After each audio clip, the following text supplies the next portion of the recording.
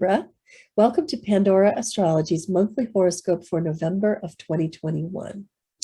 Well, if you missed your annual birthday reading, it's not too late to benefit from it.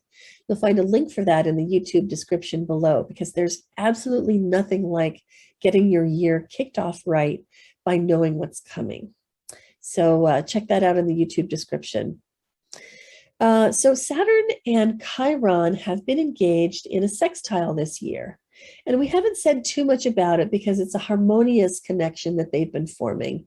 And that means that they've not been kicking up a lot of drama, but they've been running support kind of in the background. And I wanted to show you where so that you can take advantage of this because it's almost over.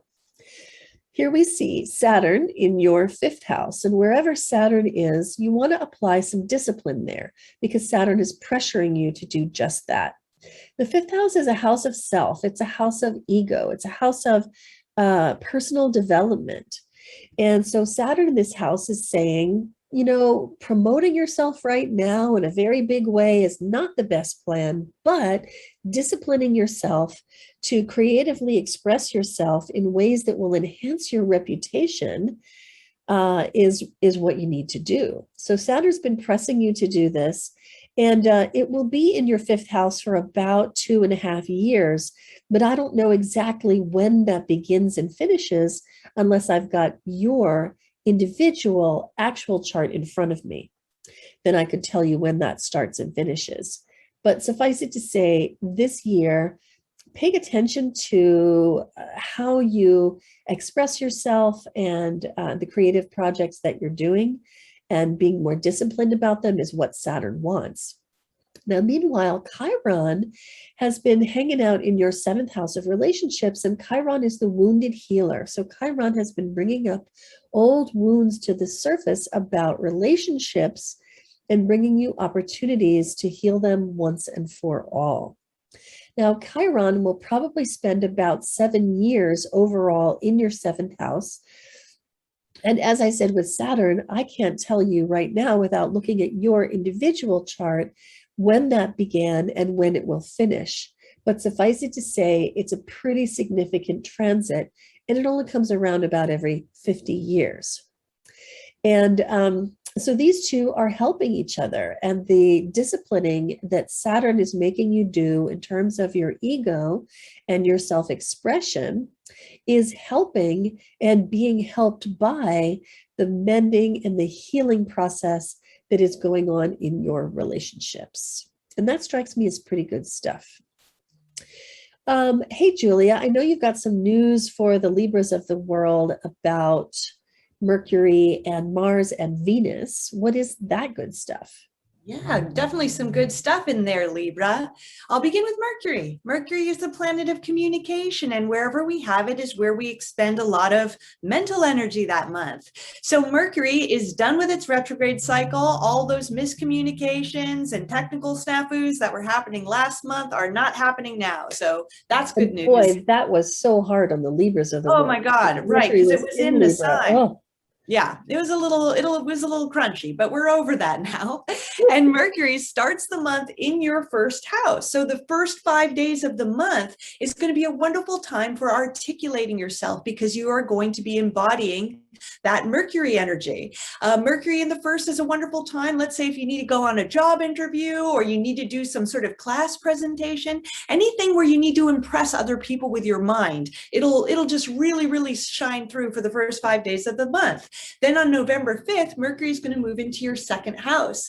This is the house of income. It's also the house of values and your things, your stuff, things like cars, you know, furniture, jewelry, all your stuff. So when Mercury moves into the second house, you're going to be spending a lot of time thinking and maybe planning and maybe strategizing about how you could earn more money. Let's say you have a business. Maybe you're thinking about how you could expand it. Maybe you're in a corporate career and thinking about how you can strategize to ask for a raise. But you might be spending a lot of time thinking about money. And also maybe a lot of, this is a wonderful transit for being able to also articulate your values well, which are ruled by the second house. And then Mars, the planet of action and activity, is also going to be in the second house all month. So when Mars is in the second, we can feel very driven to get more money because, Mars is where we find our drive every month. And Mars in the second can sometimes run into frustrations and conflict over money too. So just be aware of that. And then Venus, the planet of art, beauty, and relationships, begins the month, spends the first 5 days of the month in your third house. This is the house of siblings. It's the house of your neighborhood. It's the house of your neighbors, the people who live down the hall from you or next door from you. It also, the third house has a lot to do with communication, as well as even trips, short journeys. So when Venus comes into this house for the first 5 days of the month, you could be getting along really well with your brothers and sisters. You could be enjoying your neighbors instead of getting on each other's backs. You might even be taking a nice pleasure trip too. And it's also a lovely transit if you need to be diplomatic in any way, using your words to smooth over conflict. Then on November 5th, Venus is going to move into your fourth house of family and home. So for the rest of the month, if there are any Libras out there who are looking to move into the next apartment or to the next house, with Venus in the fourth for most of the month, that's going to be really nice for a move. And if you're just planning on staying in your castle, no need to make any kind of move, then Venus in the fourth is a wonderful time for doing things to beautify or make your home more satisfying, more charming, maybe painting a room. It's also a lovely, lovely transit for getting along well with the people you live with. If you've got some roommates, or getting along well with your family members too, even if you guys are no longer living together. So enjoy that, because we don't always get along with our family members. So when it's happening, we should definitely appreciate it. So true. Well, there are a couple of moons going on this month. The first of them is the new moon in Scorpio, which falls in your second house, which is the house of your own money, as opposed to the eighth house, which represents other people's money.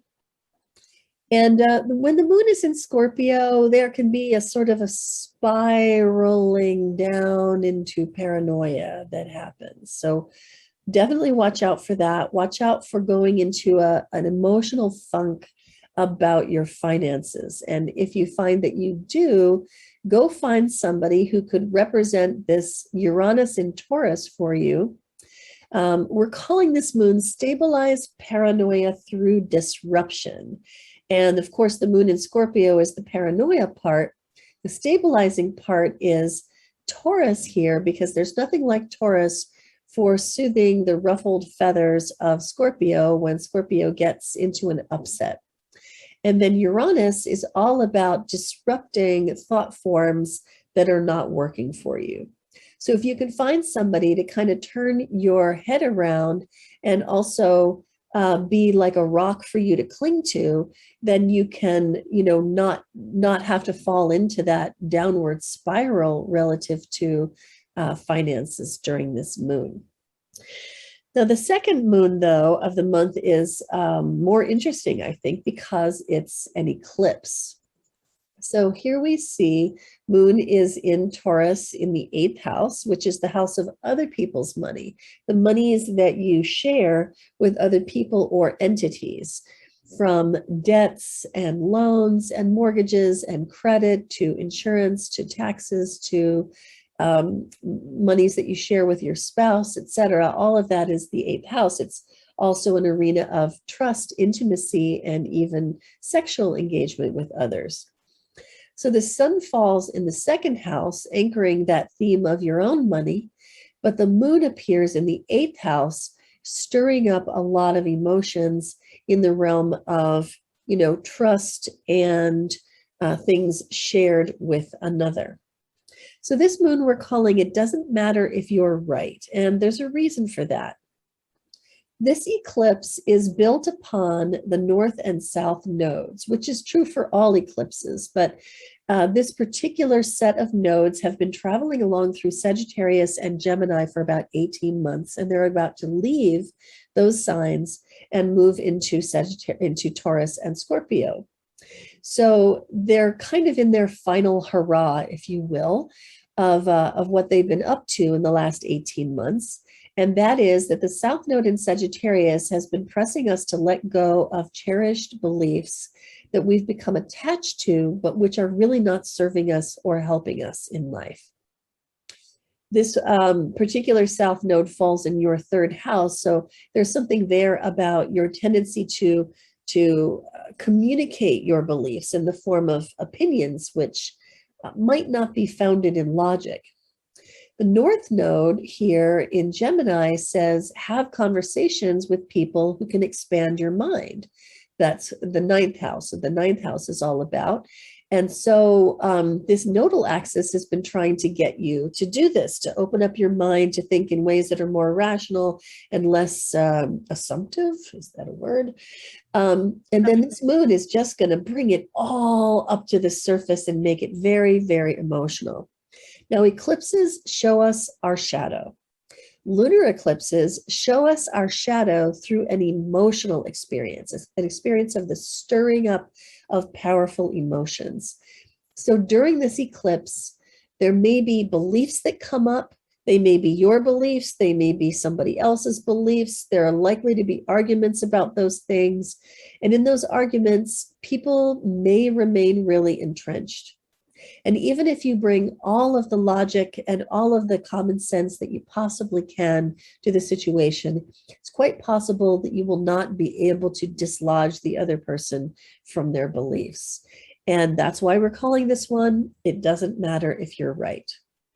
Sometimes people will just stay entrenched, and the best you can do is lob that common sense over the net into their court and let them do with it what they will.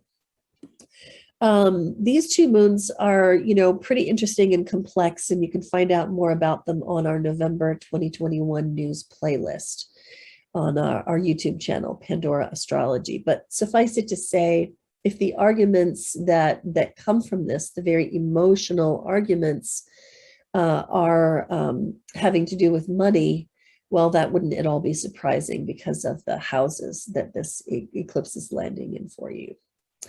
The last thing that I want to tell you about is the seasonal change. Of course, we have been in the season of Scorpio. Sun is traveling through Scorpio, but around the 21st, the sun moves into the sign of Sagittarius, which has a feeling a little bit like coming out of the darkness and into the light.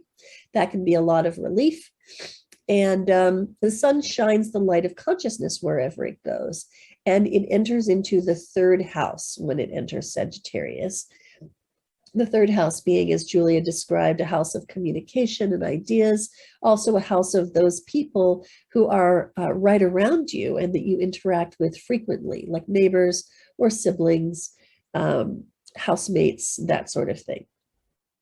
So this season of Sagittarius is a really great time to put some positive attention on those people and into those conversations. Wherever we shed sunlight, things can grow. And so your good attention is well spent in those areas. And that's what we have for you today, Libra. Hope you enjoyed it. You'll find more good stuff like this on our YouTube channel, Pandora Astrology, or on our website, pandoraastrology.com, where you can check out the monthly forecast, where you can get a reading, take a class, and find your other horoscope too. If Libra is your sun sign, find your rising sign horoscope. And until next time, we'll see you around the cosmos. Bye-bye. Bye.